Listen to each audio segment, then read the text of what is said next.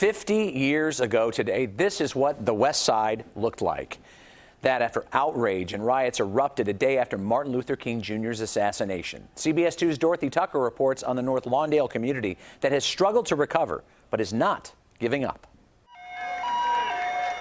Chicago's West Side, the night after Martin Luther King Jr. was slain. People were angry about Dr. King being gone because Dr. King was hope. Former Cook County Commissioner Bobby Still was a school teacher in 1968, living just blocks from Roosevelt Road. You could see the blazes just leaping from the building, and it looked like an inferno. There were 600 fires that night and more the next night. The policemen were all over the neighborhood, and they were telling people to stay inside, and there was looting. You could see people going into stores, bringing out bags and bags of groceries and whatever else they could bring out. There was an order put out by Mayor Daley. Shoot to kill any arsonist or anyone with a Molotov cocktail. What did the community think of that order? Well, the community was up in arms about it. If there's an order to shoot to kill, there was a possibility that innocent people could have gotten killed. 28 blocks of Chicago's West Side were left in ruins.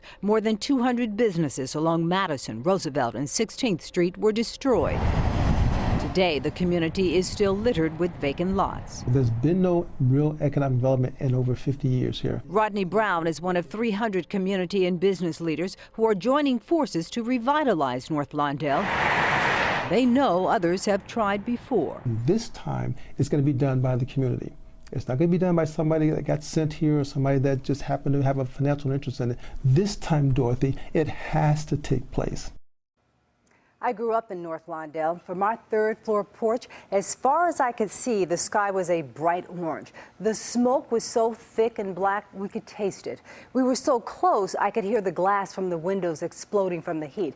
I do not remember being afraid, but I know my family was concerned. My father slept on the porch that night because the sparks were flying through the air, and he was afraid our home might catch fire. Fortunately, Rob, we were okay. That's heartbreaking to remember that as a child, right? To see what happens, and then to see that nothing in terms of development has really happened since then. We're talking 50 years later. We're talking 50 years. I mean, you've seen a little things happen over the course of that time.